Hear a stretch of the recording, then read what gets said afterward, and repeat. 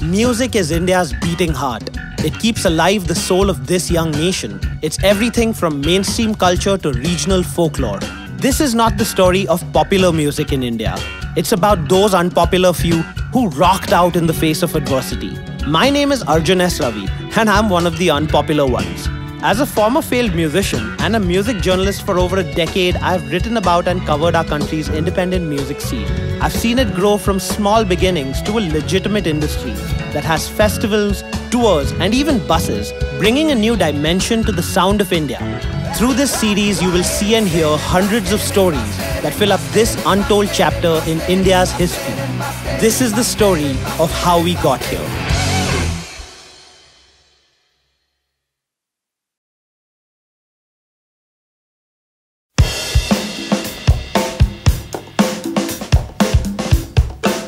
By the late 60s, jazz was being replaced by rock and roll as the popular music of the time.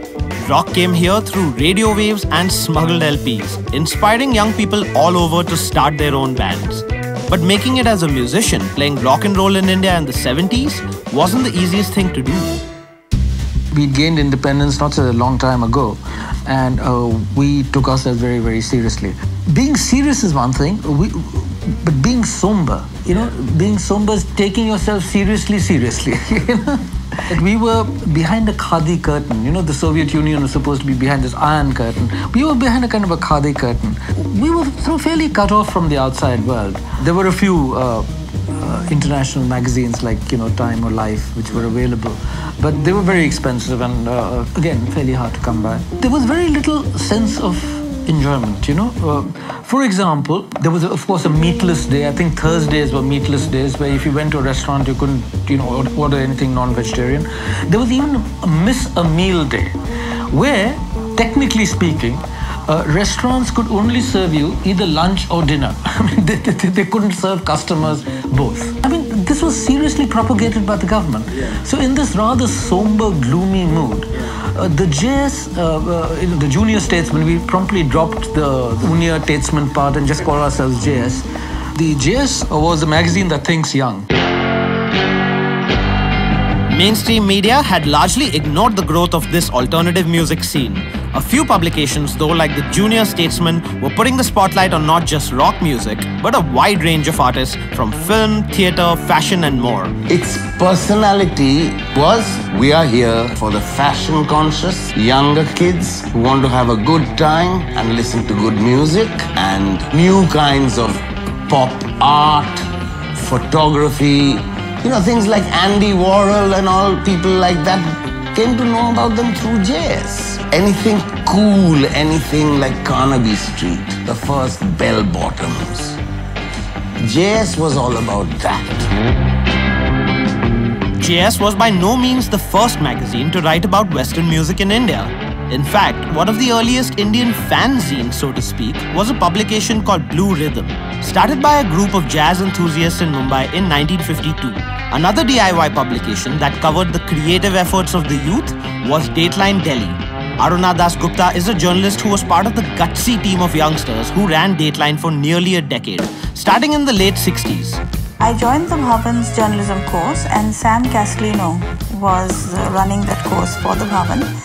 And he told all of us that why don't we all just start, a magazine. Just all of us put in 100 rupees each and let's just start a magazine. We'll start a cooperative society. We all pulled in money and he said no one's going to get paid. We'll do the writing, editing, everything ourselves. And you'll even have to sell it yourself and then go around getting advertising yourself. He wanted it to just be the neighborhood magazine. Someone who's a good painter, someone who sings well, some little event has happened. Definitely music was a very important part of Dateline Delhi. And there were a lot of these groups that were, inspired by the Beatles and the Rolling Stones and all. And they even had similar names or something, I think, some of them. Dateline Delhi was, the Times of India those days. I mean, if you got coverage in Dateline Delhi, you're set. So we used to feature them and they make great pictures. And this was a black and white magazine. It was tabloid, so you had that much space. and the musicians would come there because they knew they could get promoted over there. As a journalist myself, it was really exciting to discover the stories behind some of these publications and to know that people had been writing about this type of music in India for decades. Magazines like JS and Dateline also hosted their own events, from musical get-togethers to beat competitions. One of the most popular beat competitions of the time was the Shimla Beat Contest, sponsored by a brand of cigarettes called Shimla. By the time Shimla Beat came around though, beat contests were already a huge part of the music scene.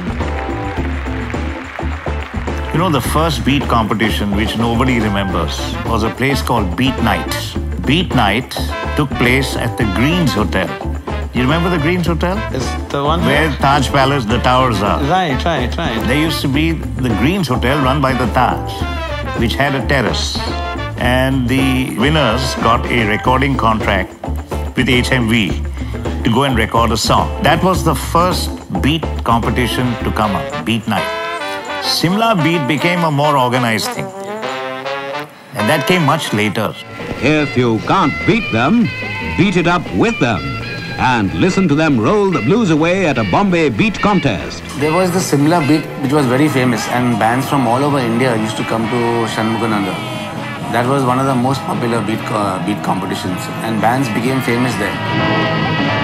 Why it deserves to have the status that it does in the memory of people and in the judgment of people is because it was so well organized at a time when even to conceive of such an operation was a very ambitious thing. In the beat shows, man, they used to pelt you with anything that they could get. The minute you hit a bad note or you did a bad kind of song, tomatoes and stuff would be hurled at you. And literally, I've seen performers going off the stage crying. Indian rock audiences remained fairly vocal and even physical about expressing their displeasure right up to the early 2000s. I remember many an independence rock where a bum note would be followed by a torrent of water bottles and assorted foodstuff.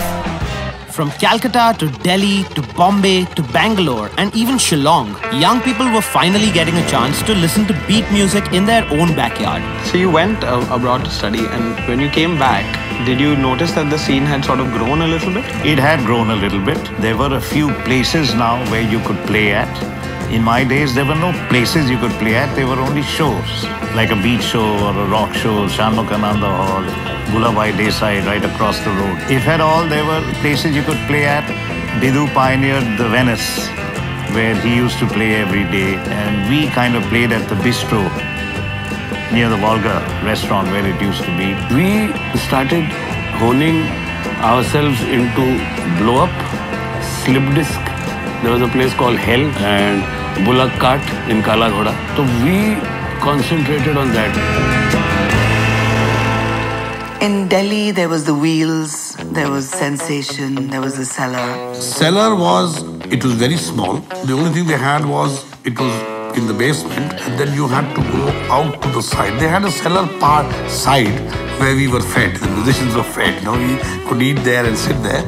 I do not recall an incident throughout when we played for a very long time, cellar, where there was ever a fight.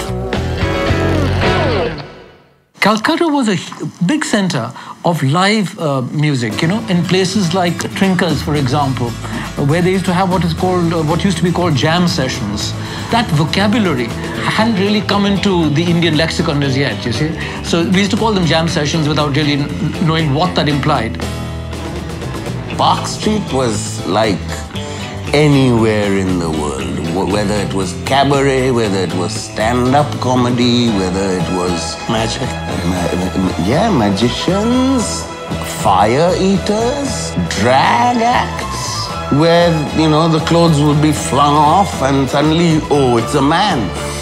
Number of places with music on Park Street. There was Mocambo, probably was one of the first to start music on Park Street, and Moulin Rouge, Magnolia, Blue Fox, Trinkers.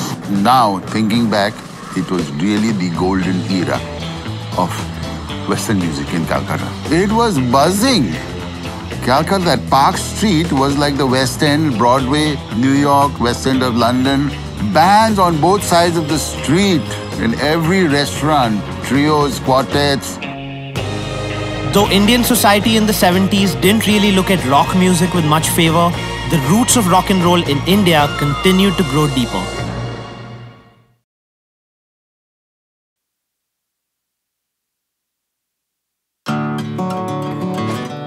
The earliest record label in the country was the Gramophone Company of India, which was set up in 1901 in Calcutta. By the 1960s, it was releasing Indian film music, classical recordings, and was bringing a smattering of international pop and rock records to Indian shores.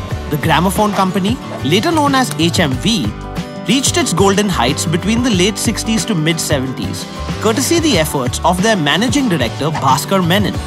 An Oxford graduate, Menon started his career at EMI in London before moving back to India to take charge of HMV's Indian operations. He brought some of the biggest Western pop releases to the country. Bhaskar Menon was a hell of a good dude. He was the HMV in charge here. And believe me, every single album released in England was released here within a month. What he would do is that the record would say was released on a Tuesday in the UK. He would have it by Friday. And then he would give it to all of these musicians so they could learn the songs and start playing it at Trinkas or at Blue Frog. And this is among the things that sort of stifled Indian rock of that time. Because you couldn't get the record, your fans wanted to hear you play something like the Beatles played it. They didn't really want to hear you play your own stuff. So he made sure that they were released, and not that they sold like hotcakes. And he wasn't such a fool that he printed 6,000 copies of Tommy. He might have printed 45, put them in Park Street, and they all sold out. What an amazing man he was. Ooh, really.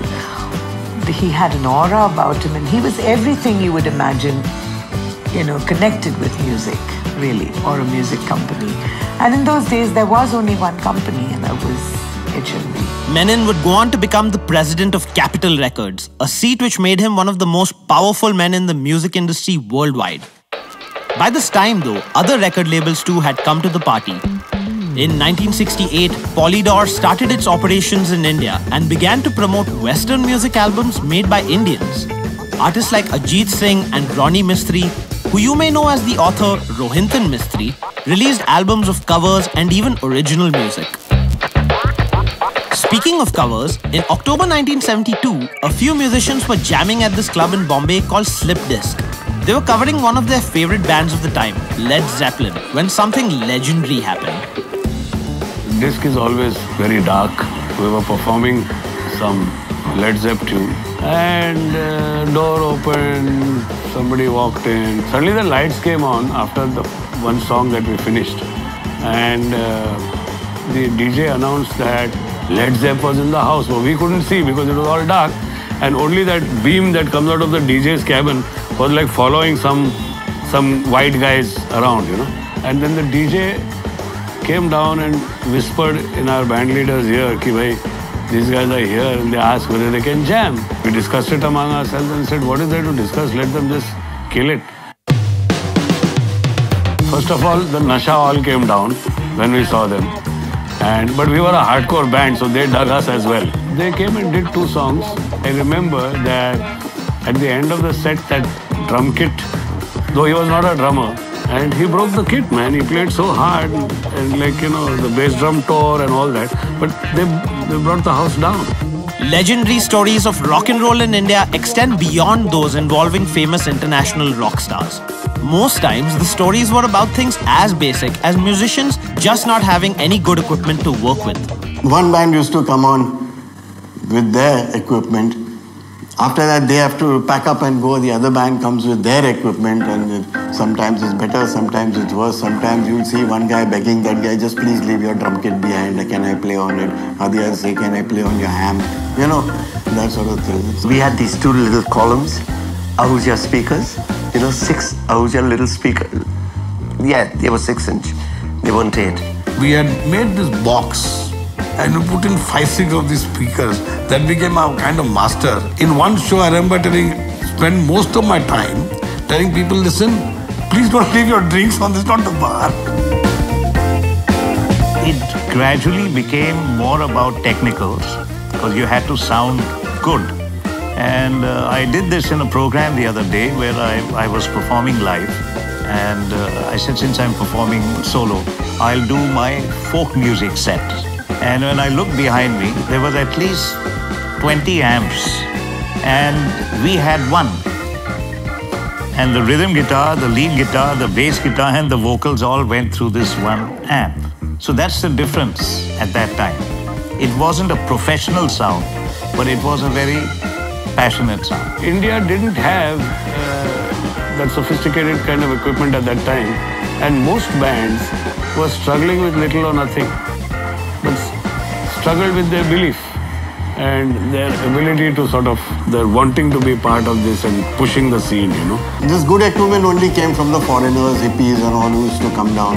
And then when they're leaving, they'd sell it off. So we managed to get hold of very good equipment, high-watt amp, which they said belonged to the Who. So, and it was written there, custom built for the Who and all that. So we said must be true. But for the price it went, I don't know. So, you know. Yeah.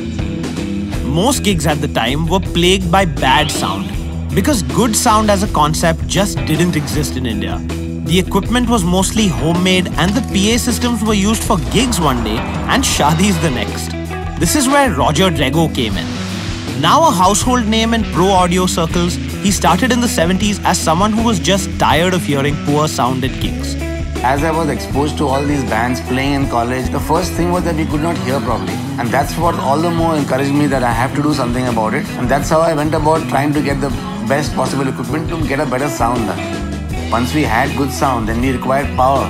And people were not used to that. So when I said I want a generator or I want that kind of load of power, they just laughed at me. But definitely it was a big task for me to tell somebody that you were paying somebody 1,000 rupees, now you have to pay me 5,000 rupees. And they would say, why?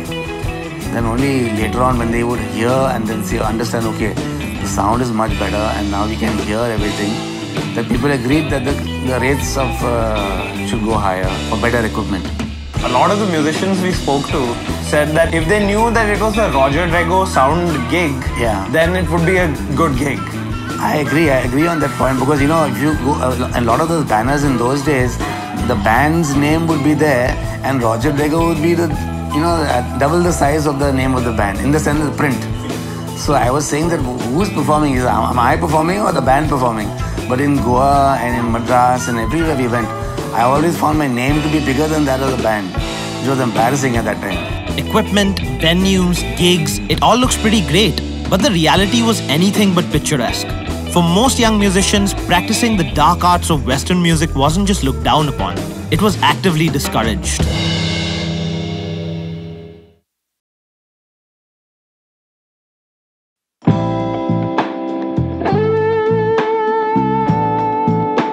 Indian society in the 70s was far from the ideal place for young Indians with guitar playing or pop singing musical ambitions.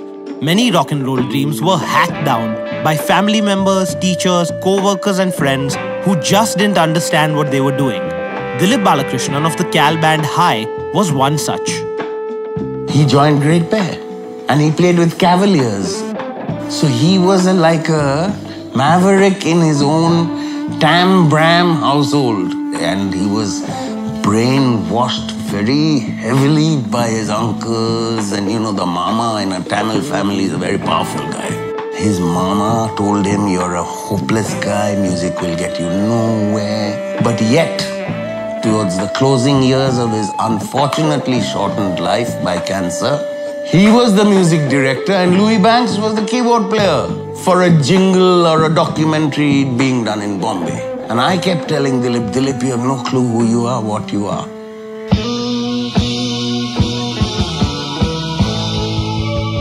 I said, starve. 1 year, eat dal and rice. Your wife is the best on the planet. Your son also won't mind. But you have no clue what you are. But on the other side, from his family, how are you going to leave this corporate job? It's unheard of. So there he was with bloody metal box.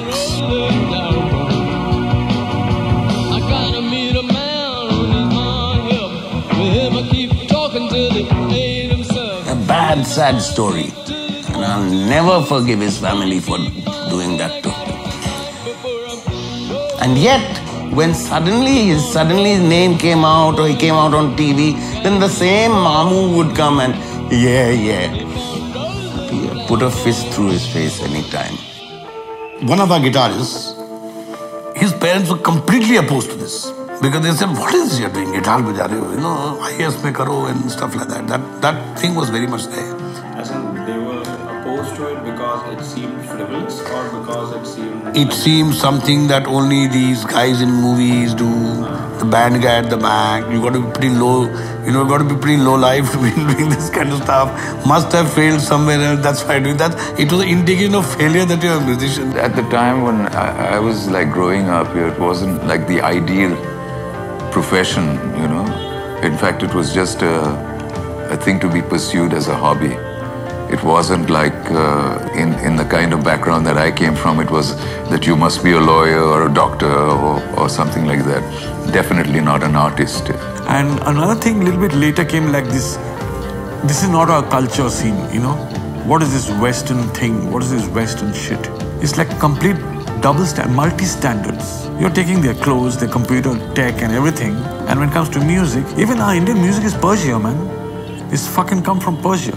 Even if musicians were able to get past the social and psychological trauma of society, they still needed to make a living. And making a living playing rock music in India in the 70s was near impossible. I had to do a day job, come what may, because Western music per se never could, sustain. If it was today, I'd have been a professional musician. If it was today, I'd be a professional musician. Couldn't do it. It's good enough to get money to pay for your cigarettes and little bit, but to live, not possible. Unless you did what one didn't want to do. Go to hotel and play that kind of stuff. We didn't want to do that. So you had to compromise enormously. Despite these setbacks, Collegium persevered and went on to become one of the most influential bands in the capital in the 70s. Collegium was awesome, man. That was possibly the most fantastic band that was around me when I was a kid. हमको तो समझ नहीं आता वो लोग क्या करते थे. You do fairly complex stuff at that time. A good thing, and I think that's probably why people like Collegium. We did not play things just because others were playing. I don't know till today any band who plays it. We did things like the Wooden Ships by Crosby, Nash and Young. We did Blind Faith. Who would touch Blind Faith? 5 timing time. So we used to say, do what you like, we would play by the Blind Faith. I think why we worked was that people hadn't heard the number. We didn't do our own, but we did covers which people hadn't heard. Another band that was gaining popularity in Delhi was an act called Human Bondage. Though the band was formed in Bangalore, they played around the country and earned regular contracts to play at clubs. It was the seriousness with which we perform music. See, a lot of bands at the time were, doped out guys just jamming on stage. We didn't do any of that stuff. I'm not saying that we were saints because everyone had a good time and got high if that was what was happening at the time. But music was a profession. Suresh and Ramesh at that time used to support their family back home with the music that we earned. We were performing every single night. So that was something to look forward to. So for example, we performed, I remember, in Chennai at the Music Academy, which is a really big place. I know that there were maybe about 10,000 people in the audience, and the place was packed from floor to rafter, and suddenly someone fell through from the roof onto the stage, like right in front of me while we were performing, because they'd climbed up onto the rafters. And we performed there 2 or 3 nights, and after that they banned us from performing there. They said, no, we can't handle the crowds. In Bombay, a band called the Savages were one of the city's top acts. They won several beat competitions and even got a chance to record and release music on vinyl.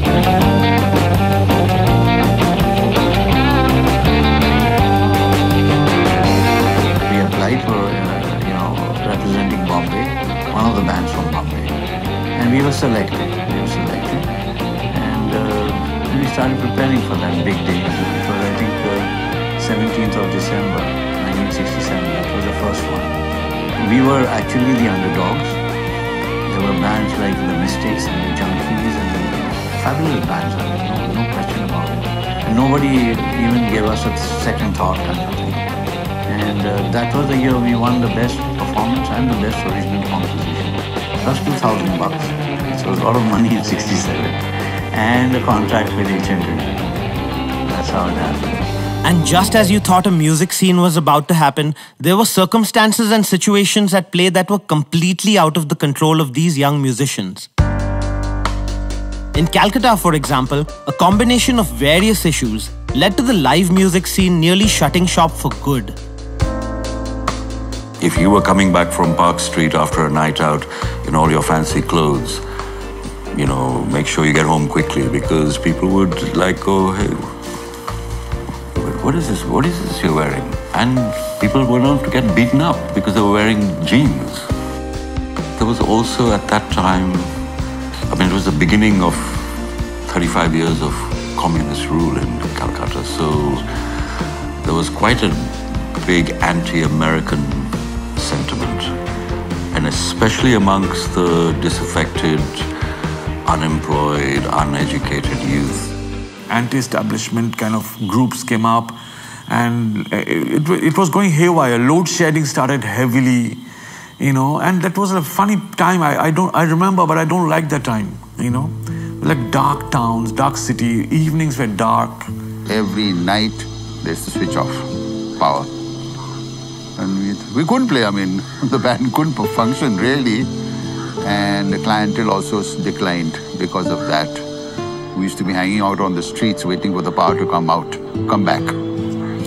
Things like that happened, and it became worse.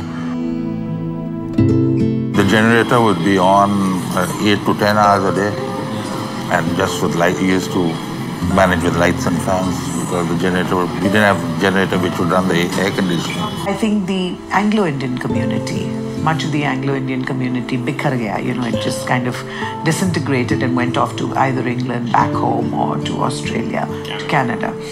And so much of that crowd was not there anymore. And also the Parsi crowd, which really comprises, you know, the bulk of the people who would come. With all of this happening, it was inevitable that the Western music scene in Calcutta would take a serious hit. And with it, the dreams of many young people who just wanted to follow their passion for music would also sink. From the 70s till now, it has to be registered and recognized that we are doing a dignified job in life. We are not fooling around. In fact, this is the most difficult thing you can ever do. They say in Sanskrit, they say the most difficult thing in life is to do art, and the most delicate is music. So that's how serious we are talking about. And why can't you respect us and recognize us? These guys are doing a job, make platforms, have a support system helping us.